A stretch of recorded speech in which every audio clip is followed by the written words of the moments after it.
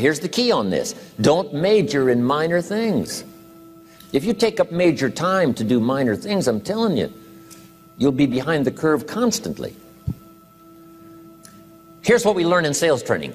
What's major time and what's minor time? Here's minor time, thinking about prospects. Here's minor time, making lists of prospects. Here's minor time, keeping books on prospects. Here's minor time, going to see the prospect. Here's minor time, evaluating the prospect after you've been there.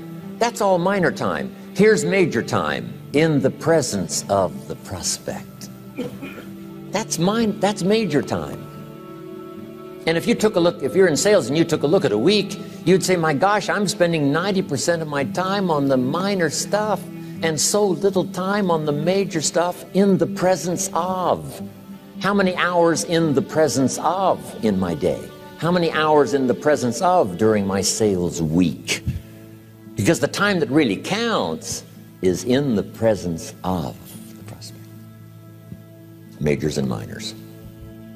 Here's another key time management essential. Don't mistake movement for achievement. It's easy to get faked out by being busy. Guy comes home at night all exhausted, falls in the chair and says, oh, I've been going. Here's the big question. Doing what?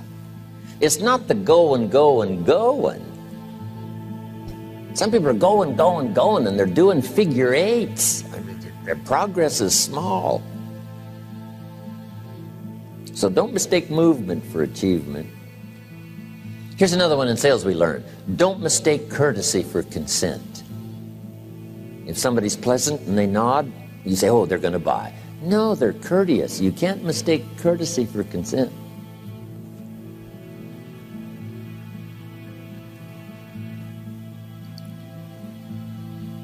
Now here's a big one, concentration. I had to learn this. All those years ago, I'm in the shower trying to compose a letter. Found it turns out to be a strange letter. So here's what I learned to do. Save the work till you get to the office. Save the work till you get to the work. Don't try to get to the office on the way to work. On the way to work, enjoy the way. In the shower, enjoy the shower. Then go to work when you get to work. I found this to be helpful. Concentration. Here's another big one. Learn to say no. I'm telling you, in such a social society we have now, it's so easy to try to be a nice person, saying yes, yes, yes to everything. Find yourself overloaded. Now you got to call and make the, well, gosh, you know, all the time it takes to back out of something that you said yes to too quickly. Here's what might be better. I don't think so, but if that changes, I'll call you. Little things you can use not to overcommit yourself. My friend Ron Reynolds says, don't let your mouth overload your back. It's a good one. Now here's a big one on time management. When you work, work. When you play, play. Don't mix the two. Don't work at play. I used to take my family to the beach and I would bring my briefcase.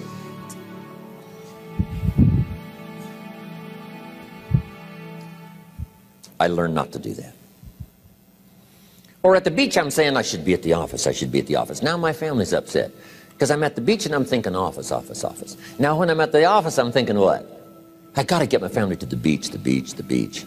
So things are not going too well at the office because I'm thinking beach, and things are not going too well at the beach because I'm thinking office. Here's what I learned to do. At the beach, be at the beach. At the office, be at the office. When you work, work. When you play, play. Don't mix the two. Don't work at play. Now here's one of the most important ones. Don't play at work. Work is too serious. You don't want the reputation of being the office joker. It's not a good one. Yes, there's time for some pleasant stories. Yes, there's time for a little humor. Yes, best if it's a happy office, of course. But I'm telling you, you got to be serious about work because you're parting with a piece of your life for the work you do. Your work costs you a piece of your life. Here's what it's called. Serious business. Not grim, not unhappy, but serious. Key. Don't play at work. The old expression, I don't think we use it anymore, horse around at the office. Play around, play jokes, play tricks. No place, not at the workplace. At the beach, yes. At the bar, yes. Somewhere else, not work. You got to treat work with all due conservative passion, because it's leading you to your future. Here's another key phrase: all work is good. You may not like your job, but if it's the stepping stones to get you to where you want to go, you got to appreciate your job. You don't have to have a passion for your job. Here's the ultimate passion: a passion for incredible success in every department of my life. That's the passion. But don't look down on some menial job you have to do to finally get you to where you want to go. No job is menial. No job is not, every job is noble. Training life for pay, making a contribution to society. Next, analyze how you are. And if you have some weaknesses, if you can't, doesn't seem like you can change, here's the key: get it covered. I used to keep promising myself I'd keep the books, keep the books, keep the books. Finally, I gave that up. And back then, it only took me an extra $50, $60 a month for some accountant to keep the books. I said, no, I'm going to save the $50. You can't believe what I started losing in productivity because I tried to save the $50. So the key is, a lot of the time you can stay like you are, but just make sure you get it covered. Okay. Next, beware of the telephone and all other systems of communication, especially the telephone at home and systems of communication at home. And here's one of the best lines I've got for you for the weekend: let all communication systems serve you, but don't let them intrude. When it comes time to have dinner with your family, you shut off all systems, unless the ones that can take messages silently. Don't let the phone ring. Don't let anybody intrude, come through the front door nor the back door, nor through the telephone or any other device. So you can't reach John and his family when he's having dinner. The President of the United States couldn't get through. If you develop that kind of a reputation, father, mother, when we have dinner, when we're visiting and have this time with our family, nothing intrudes. So don't let these clever little devices keep intruding. You've got to have a place that's sacrosanct, it's valuable. You don't let anything in for that period of time. Okay. Isn't that good advice? Excellent advice. Here's the next one. Read all the books. You know, I've only got a few notes here on time management, but if you've got some particular challenges, you run a big organization, a big corporation, you've got some challenges, there's plenty of books. Now, here's what's next. Just be more alert to the things that might be stealing your time. Here's why. Time is like capital. You can't let someone steal your seed corn. You can't let someone steal your capital. And you can't let someone steal your time. You must designate your time. And some of the time that you designate, you must not let anyone steal. Casual time, you might let someone intrude and steal a little bit and take a little bit, but not serious time. Key. Next, one of the great time management savers is to learn to ask questions up front. Sometimes you talk to somebody for an hour, and then you ask questions and find out if you would have asked those questions up front, you could have saved yourself an hour. Asking questions up front helps you to get to the problem now. But if you just launch into some discourse, you might waste 30 minutes, waste an hour, when here's what you should have been talking about. After you finished an hour, you say, John, what's really the problem? He said, well, it's something personal. See, that's what you should have been talking about this whole hour. Key. Next, learn to think on paper. Now we're going to take a break. Some ways to think on paper. One, we've covered one. Solving problems. Take it out of your head and put it on paper. Another one is setting goals. Making these lists we've already started. Here's another good way to think on paper. It's a projects book. Each person you're working with and each project you're working on, get a loose leaf binder and a tab and some pieces of paper behind the tab and do a little continual summary of how it's going between you and that person and between you and that project. I call it a projects book. It is so useful to me. But what's going on between you and this person? When you last got together, what did you talk about? And you got a few notes there. Here's what we talked about the last time we got together. Now when you get together again, you can review that so you'll know better what to talk about. When the president gets ready to travel and he's going to meet some important people, guess what they bring him? All these briefing books. Right? The last time you were with Khrushchev, Kennedy is informed. Here's what he said and here's what you said. Kennedy said, oh, that's valuable. I need to remember that. If a person is important, it's worth a little running account. You might even have a projects book for your children.